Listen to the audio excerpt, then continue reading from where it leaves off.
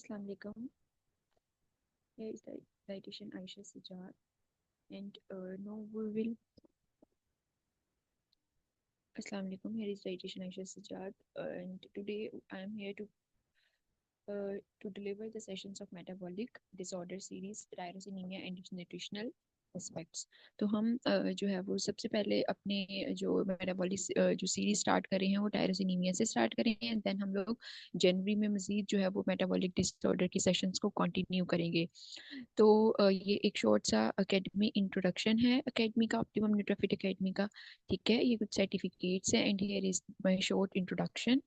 ठीक है, and then next ये academy volunteers and academy doctors को मेंशन किया हुआ है। ठीक है, तो हम लोग डायरेक्ट जो है वो स्टार्ट करते हैं इंट्रोडक्शन से। ठीक है, सबसे पहले जो है वो टायरोसिनीमिया जो है वो टायरोसिनीमिया जो है एक डिजीज, एक मेटाबॉलिक डिसऑर्डर।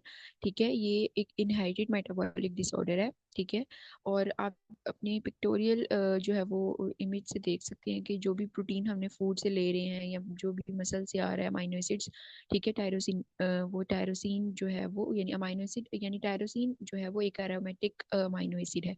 ठीक है, ये फिनाइल एनालीन इसका प्रिकर्सर है। फिनाइल एलानीन से जब टायरोसिन बनता है, ठीक है, तो उसमें जो इंजाइम है ना वो डिफेक्टिव है, यानी वो या तो वो बन ही नहीं रहा होगा या वो डिफेक्टिव पाथवे होगा, जिसकी वजह से जिस इन्फेंट्स की रेशियो जो है वो देखी गई है, ज़्यादा देखी गई है। ठीक है, तो जिसकी वजह से जो है वो उनको इश्यूज जो है वो कुछ इश्यूज बनते हैं। ठीक है, जिसमें मेलानिन इनके हॉर्मोन्स भी कुछ डेफिशिएंट हो जाते हैं, जिसमें टायरोसिन का मेन प्रोडक्ट जो है ना, टायरोसिन बनाता है melanin, catecholamine, epinephrine, non epinephrine, dopamine, thyroid hormones. ठीक है, तो ये सब हॉर्मोन्स जो है ना, ये थोड़ी सी एंडोक्राइनोलॉजी के साथ भी इसको मैंने थोड़ा सा टच कर दिया है। ठीक है, देखिए जैसे ही फेनाइलएलानाइन ने टायरोसिन बनाना है, टायरोसिन प्रोडक्ट बन जाएगा। ठीक है, जब उसको कन्वर्जन के लिए इंजाइम ही नहीं है तो टायरोसिन भी नहीं बनेगा। ठीक है, और नॉर्मली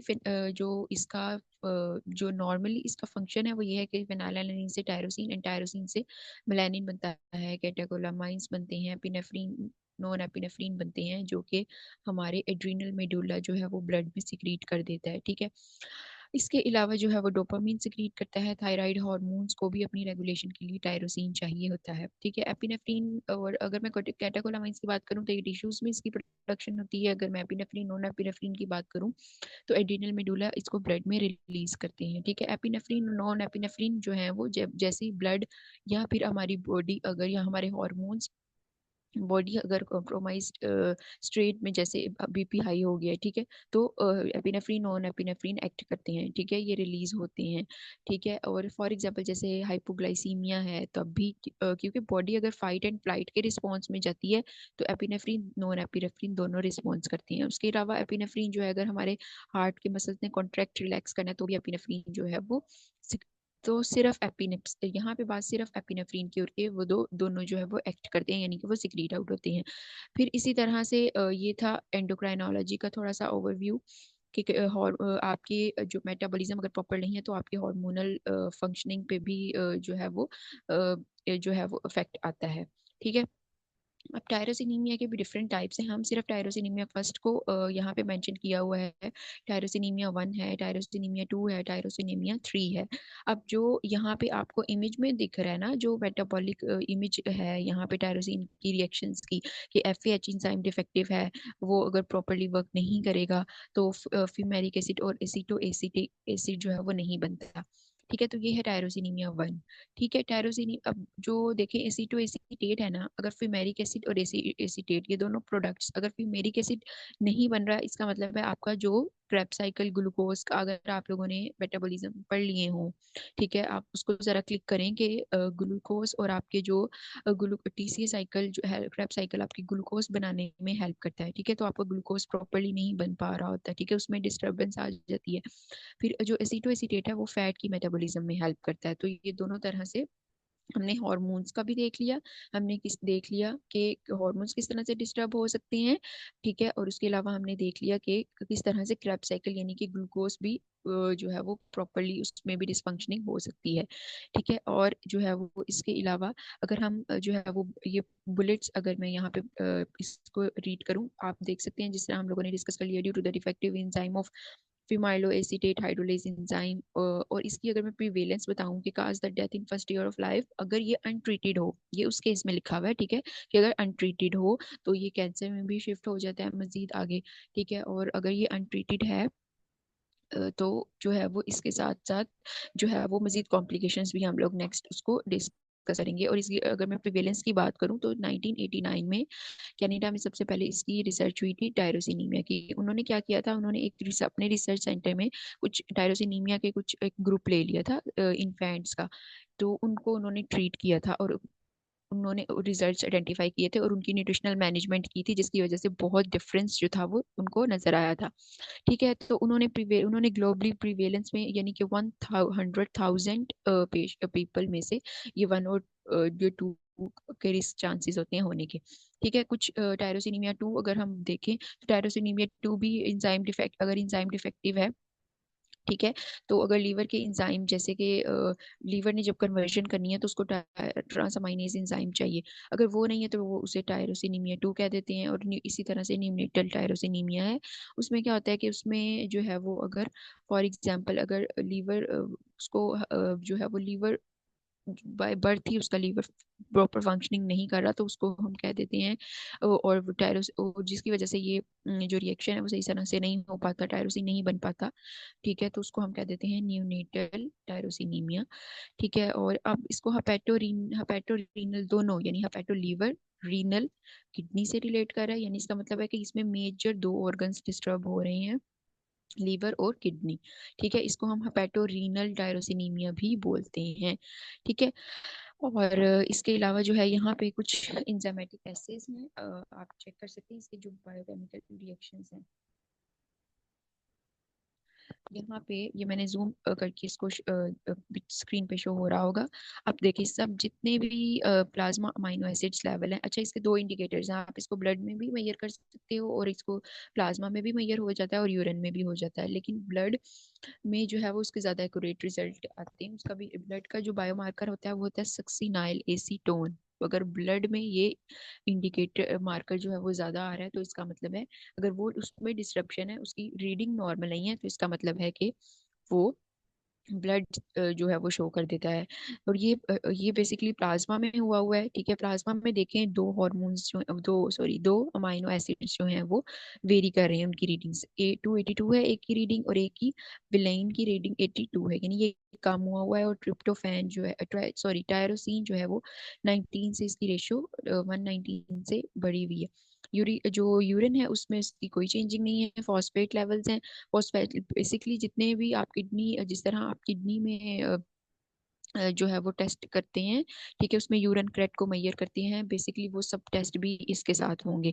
इसमें फॉस्फेट लेवल्स हैं, देखें फॉस्फेट लेवल 1.22 है यानी कम जा रहा है, ठीक है। और इसके अलावा अगर हम एटियोलॉजी की बात करते हैं, एटियोलॉजी में देख लें कि ये एक ऑटोसोमल रिसेसिव डिसऑर्डर है, यानी कि इसका मतलब है कि अगर ये पेरेंट्स यानी कि वो जीन से भी, अगर फैमिली में जीन्स में से 5% में से एक को है तो चांसेस होती हैं कि नेक्स्ट जो है वो सेकेंड से थर्ड जनरेशन में भी वो डिजीज जो है वो शिफ्ट ट्रांसफर हो जाती है, ठीक है। ऑटोसोमल रिसेसिव डिसऑर्डर है, जेनेटिकली अगर आपका ये जीन यानी कि एक्सप्रेस अगर नहीं हुआ, ठीक है, इस एंजाइम के लिए, तो भी ये हो सकता है। टोच इन्फेक्शन अगर देखें कि टोच इन्फेक्शन होता है कि अगर प्रेगनेंसी में कोई इशू मदर के साथ उसको इन्फेक्शन हो, ठीक है, तो नेक्स्ट वो जो है वो नेक्स्ट बेबी में भी यानी इन्फेंट में भी ट्रांसफर हो जाता है, इसे कहते हैं टॉर्च इन्फेक्शन। देन नेक्स्ट है डिस्टर्ब्ड ब्लड केमिस्ट्री, अगर आपके जिस तरह अमाइनो एसिड्स लेवल का जो अमाउंट है वो वेरी की हुई है। नेक्स्ट यहाँ पे डिफरेंट देखें टाइप्स, इंट्रोडक्शन हमने पहले ही पढ़ लिया, टाइप 1 टाइप 2 एंड टाइप 3, ठीक है, ये इंजाइम के नेम मेंशन हुए हुए हैं स्पेसिफिकली। इसके अलावा यहाँ पे सिम्टम्स मेंशन किए हुए हैं, सिम्टम्स में high level of tyrosine in the blood है, फेलियर टू थ्राइव, ये सब मैं आप लोगों से डिस्कस कर चुकी हूँ मैंने इंट्रोडक्शन में ही आपको। अब इसको इमेजेस में देख लें, आपको ज़्यादा बेहतर समझ लग जाएगी कि ये देखें यहाँ पे हैंड्स जो है वो पेलर हैं, ठीक है। इसके अलावा जो है वो लीवर डिसफंक्शनिंग भी है, ठीक है। आप देख सकते हैं कि लीवर अगर इसको अनट्रीटेड, अगर मैंने ये बात की थी कि अगर ये अनट्रीटेड ये डिजीज हो तो ये किस तरह कैंसर में शिफ्ट हो जाती है। देखिए अनहेल्दी सेल्स रैपिडली मल्टीप्लाई हो रहे हैं, ठीक है, जेनेटिक एरर्स की वजह से, ठीक है, जेनेटिक एरर एक्यूमुलेशन की वजह से अनहेल्दी सेल्स जो हैं वो रैपिडली मल्टीप्लाई होते हैं और डिसऑर्गेनाइज्ड हो जाते हैं कैंसर सेल्स, ठीक है। हेपेटोमेगली जो है वो यानी लीवर सही तरह से काम नहीं करता, उसकी बोन्स, अगर आप देखें बोन्स जो है नॉर्मल से देखें ओस्टियो जो है मेल्शिया होने के चांसेस होती हैं, ठीक है, इन इन्फेंट्स में। और ठीक है, उसके साथ साथ जो है वो हेपेटोमेगली के चांसेस हैं, ठीक है। इसमें बेसिकली विटामिन डी को भी इसमें जो है वो विटामिन डी डेफिशिएंट भी हो जाती हैं रिकेट्स, ठीक है। वो आगे जाके हम पढ़ते हैं कि विटामिन डी जब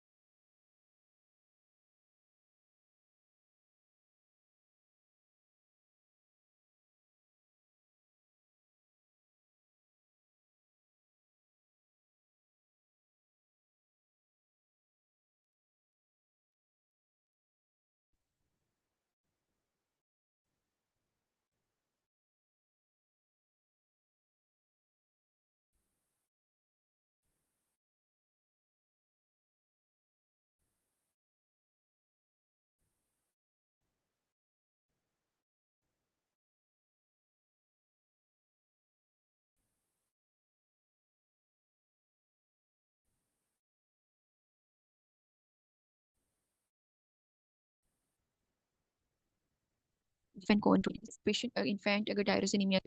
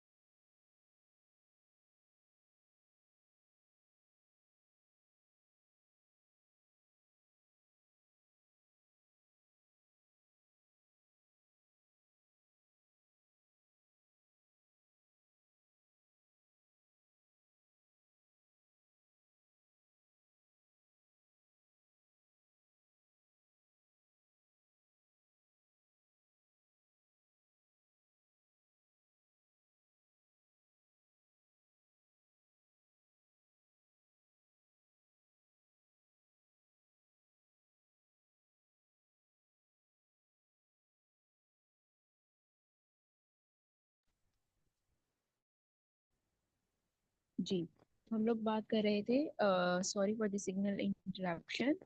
एंड हम लोग बात कर रहे थे, फिर हम लोगों ने कॉम्प्लिकेशंस भी जो है वो देख ली थी। ठीक है, नेक्स्ट हम लोग जो है वो बात करते हैं इसकी एटियोलॉजी, डायग्नोसिस की। डायग्नोसिस में आप लोग देखें कि इंजाइमेटिक एसेस आ जाते हैं। ठीक है, इंजाइमेटिक एसे में हम लोगों ने जो है वो बायोकेमिकल मार्कर्स जो है प्लाज्मा एसिड,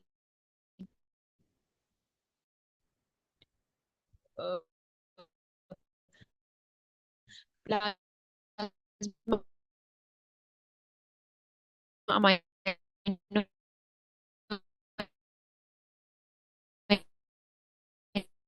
एसिड्स का लेवल देख लिया था।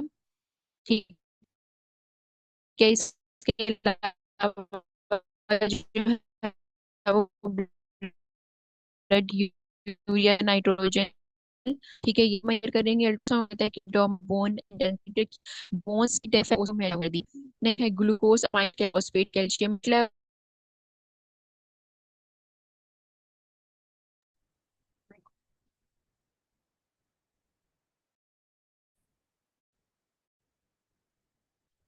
जी, अगर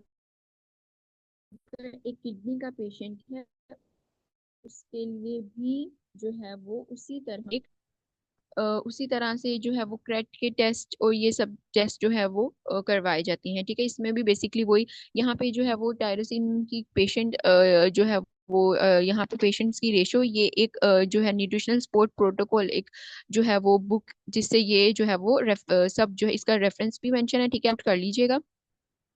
यहाँ पे न्यूट्रिशनल रिक्वायरमेंट बताई हुई है टायरोसिनीमिया पेशेंट्स की, कि अगर वो कितनी E3 मंथ से ज्यादा का है तो उसकी कितनी जो है वो प्रोटीन रिक्वायरमेंट है, कितनी एनर्जी चाहिए उसको, कितना फ्लूइड चाहिए। ठीक है, ये सब मेंशन है यहाँ पे। 3 से 6 है, 6 to 9 मंथ्स है, 9 से 12 मंथ्स है, ये सब यहाँ मेंशन है।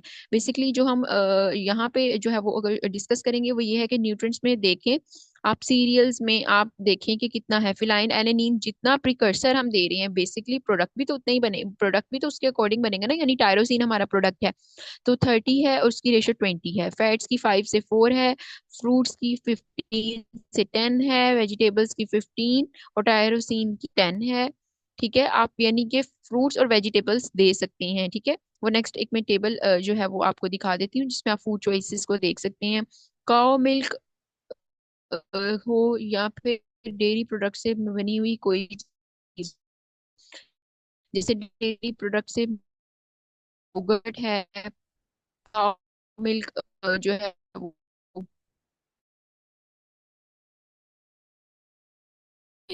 जो सोया मिल्क है, बेसिक दोनों ही जो है वो आपने जो प्रोटीन की अमाउंट दोनों में ही होगी, तो आपको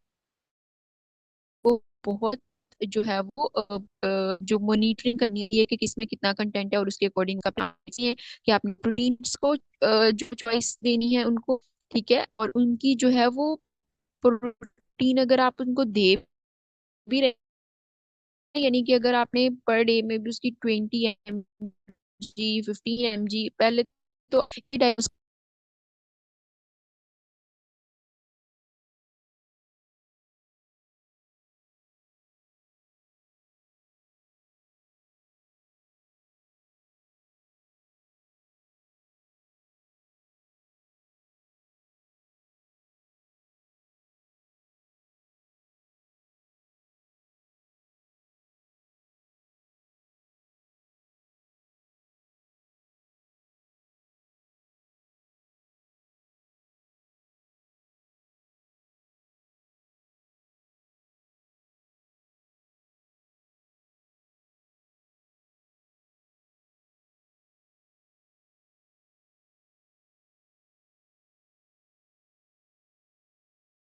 रहा है। ठीक है, उसका टॉलरेट लेवल में ये करना है, उसका टॉलरेट लेवल में ये करना है। ठीक है, और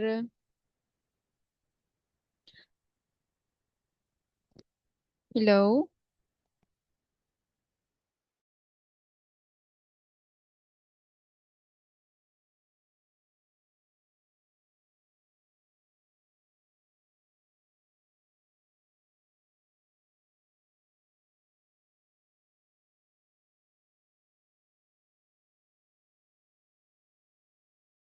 जी आयशा, कंप्लीट हो गया।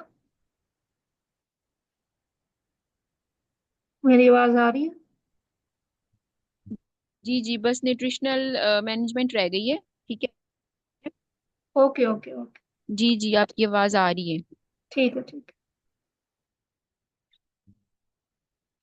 जी, बस न्यूट्रिशनल हम लास्ट स्लाइड्स में ही हैं, 5 मिनट्स में हो जाएगा। है। ठीक जी जी है, ठीक। तो हम इन्फेंट्स की बात कर रहे थे कि हमने सबसे पहले जब डायग्नोसिस करना है उसकी मॉनिटरिंग करनी है, हमने प्रोटीन कंटेंट को मेजर करना है कि वो 20 टॉलरेट कर रहा है, वो 38 टॉलरेट करना है, और आज वो प्लान बनाना है। ठीक है। तो उसके अलावा जो है वो यानी कि प्रोटीन जो है अगर डाइट से जा रहा है, ठीक है, तो वो जो है वो आप जो है वो कितना क्या एमजी में करना है। टायरोसिन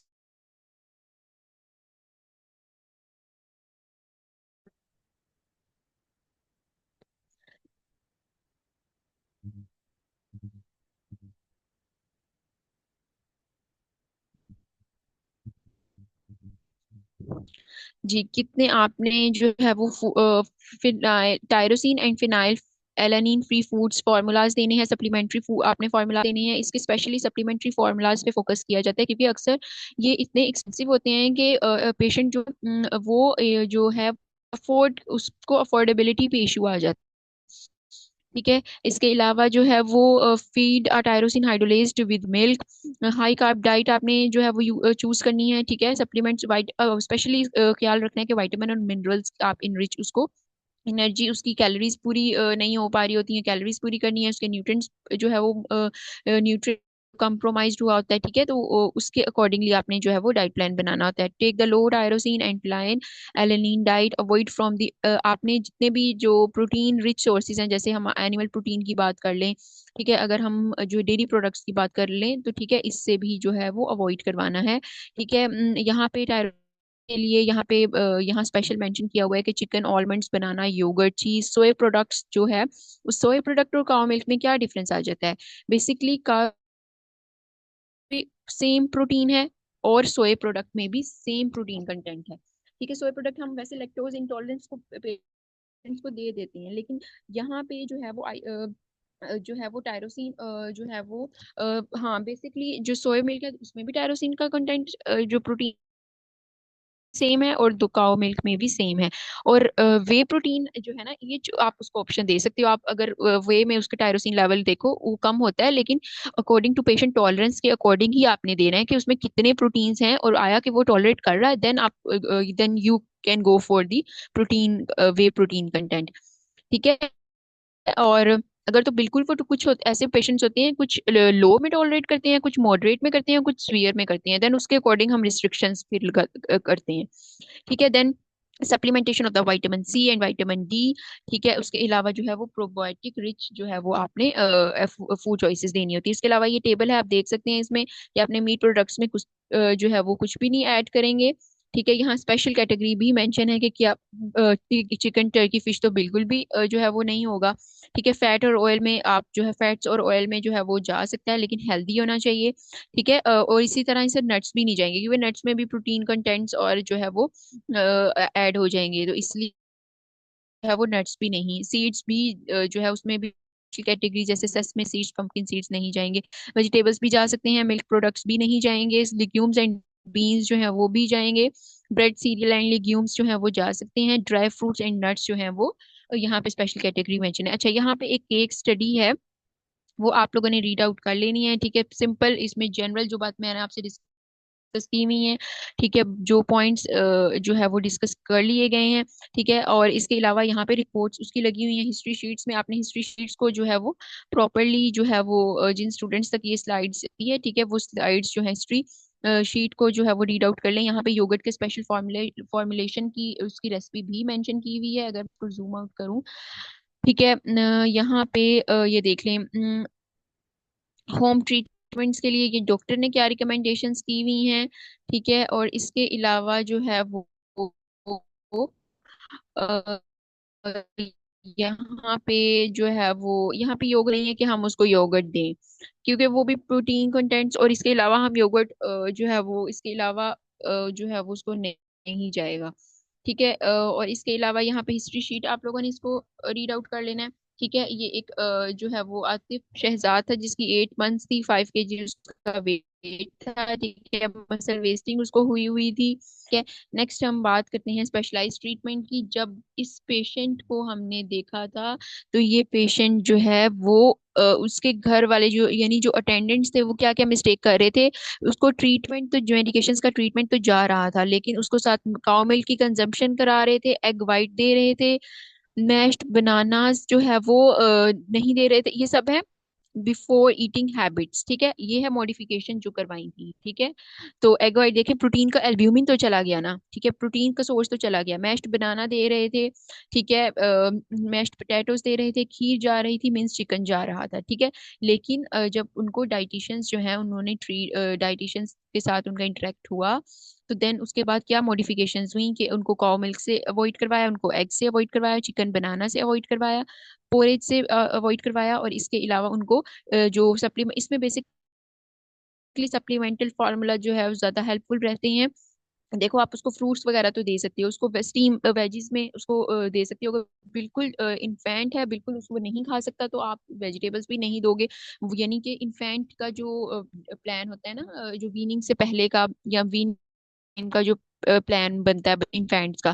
ठीक है। उस विनिंग एज के जो ग्रुप्स होते हैं, ठीक है, वो आप प्लान उसमें देते हैं। उसमें फूड चॉइसेस भी बिल्कुल लिमिटाइज हो जाती हैं क्योंकि वो जो है वो मैश्ड एप्पल बनाना इस तरह से ले रहे होते हैं। ठीक है। तो अपने पेशेंट के कंडीशन के अकॉर्डिंग देख लेना है। अगर उसको ये उस कंडीशन के अकॉर्डिंग था। ठीक है। मैश्ड बनाना से इसलिए मना किया गया था तो उसको शायद जो है वो फ्लू और इस तरह जो है वो बलगम वगैरह इस तरह से कोई इस तरह से था। तो हम लोगों ने फिर मैश्ड बनाना उसको जो है वो रिस्ट्रिक्ट कराया था। ठीक है। तो उसके अलावा जो है वो आपने अवॉइड फ्रॉम काउ मिल्क। ठीक है। और ये टायरोस फार्मूला, ठीक है, ये कैलोरीज भी मेंशन है। एनामिक्स इन्फेंट फार्मूला, मोरिंगा बीएफ। ठीक है। ये दोनों टायरोस फार्मूला और एनामिक्स जो है ये थोड़े आई थिंक एक्सपेंसिव। ये जो टायरोस है ये थोड़ा एक्सपेंसिव था, एनामिक्स मॉडरेट में था। एक्सपेंसेस इसके मोरिंगा जो था वो लोकली जो उस हॉस्पिटल में सब पेशेंट्स को जो है वो जितने भी इन्फेंट्स थे यानी पीडियाट्रिक वार्ड में उन सबको ये मिल रहा था। ठीक है। तो ये जो है वो एक लो कॉस्ट में था। ठीक है। तो ये फार्मूलाज हैं जो कि उन बच्चों की जो है वो सप्लीमेंटल जो है वो सप्लीमेंटल फॉर्म को दिया जा रहा था उनकी एनर्जी को पूरा करने के लिए। ठीक है। ताकि वो डेफिशिएंट ना हो। और उसके बाद जो है हम लोगों ने फॉलो अप लिया था जिसमें उसकी फूड चॉइसेस जैसे ही उसकी ट्रीटमेंट के साथ डाइटरी मॉडिफिकेशंस भी कराई गई। ठीक है। उसका जो है वो वेरी नेक्स्ट डे 1 वीक के अगर हम उसको डेली मॉनिटर किया था, लेकिन उसकी जो केस स्टडी हम लोगों ने उसका फॉलो अप प्लान लिया था वो 1 वीक 3-4 डेज के बाद लिया था। तो उस वो बेहतर इंप्रूवमेंट थी उसमें। ठीक है। तो अगर आपको कोई ये स्लाइड्स आपको शेयर कर दी जाएंगी, अगर वो जो है वो कोई भी क्वेश्चन हो तो आप लोग यहाँ पे मेरा इंस्टा लिंक है यहाँ। ठीक है। यहाँ पे डाइटिशियन सहर आपको बता देंगी किस तरह आप जो है कोई भी क्वेश्चन हो तो वो आप पूछ सकती हैं। ठीक है। तो ये थी हमारी आज का सेशन। आई होप सो जो आपको कोई अगर कोई क्वेरीज हैं तो आप लोग जो है वो पूछ सकते हैं। So it's all about for my session. Next हम लोग जनवरी में जो है वो टायरोसिनीमिया के जो है वो टायरोसिनीमिया हमारा पहला मेटाबॉलिक डिसऑर्डर था जिसको हमने डिस्कस किया। नेक्स्ट हम लोग इसको जो है वो मजीद जो है वो सेशंस करेंगे जिसमें हमारे पास phenyl PKU disease metabolic disorder है। ठीक है। पीकेयू डिसऑर्डर है हमारे पास जो कि मेलानिन की डेफिशिएंसी की वजह से होता है। टायरोसिनीमिया 2 है। एल्केनेप्टेनोरिया है जिसमें एपिनेफ्रिन नॉन एपिनेफ्रिन का मेटाबॉलिक डिसऑर्डर जो है वो होगा। और इसके अलावा जो है वो T3 और T4 के कुछ हार्मोन्स हैं, अगर वो डेफिशिएंट होंगे तो कौन से मेटाबॉलिक डिसऑर्डर जो हैं वो देखे जा सकते हैं। ठीक है। बेसिकली ये कम रेशो में होते हैं, ये मेटाबॉलिक डिसऑर्डर्स की रेशो प्रीवेलेंस कम होती है, जैसे 100,000 में से कोई एक इन्फेंट। लेकिन ये जो इन्फेंट सफर कर रहे होते हैं ये अगर आप लोग खुद यकीन जाने, अगर आपका पेडियाट्रिक वार्ड्स में विजिट हुआ हो तो उनके वो इन्फेंट्स कितने क्योंकि अगर वो वीनिंग पे हैं उनकी डाइट तो एनर्जी कैलोरीज न्यूट्रिएंट्स कुछ भी सब कॉम्प्रोमाइज्ड हुए होते हैं। और आप देख सकते हैं उनको। अब अगर एक पेशेंट एक एक इन्फेंट ब्रेस्ट फीड पे है, ठीक है, दूसरा जो है वो पेशेंट जो है वो उसको अगर फॉर्मूलाज नहीं मिल रहे होते थे और वो कितना उस पेशेंट वो सफर करता था इन्फेंट। अगर आप लोग पीडियाट्रिक वार्ड की आपका विजिट हो अगर इस तरह के पेशेंट्स तो आप लोग इसको जरूर जो है वो उनके साथ इंटरेक्ट कीजिएगा। ठीक है। So it's about me. जी अकॉर्डिंग ठीक विद है। टायरोसिनीमिया। जी सो ठीक है डाइटिशियन से है, हम सर। लोग एंड करते हैं अपना सेशन। जी जी ठीक है, थैंक्स अलॉट। अल्लाह हाफिज। ओके, अल्लाह हाफिज। अगर किसी का क्वेश्चंस वगैरह हो तो आप बता दीजिएगा, फिर उनको किस तरह से जो है वो प्रोसीड करेंगे। जी जी इंशाल्लाह, मैं जैसे यूट्यूब पे अपडेट करती हूँ उसके बाद मैं ऑफिशियल ग्रुप में शेयर करूंगी, फिर हम बात करेंगे। Okay okay okay okay. Okay, अल्लाह हाफिज।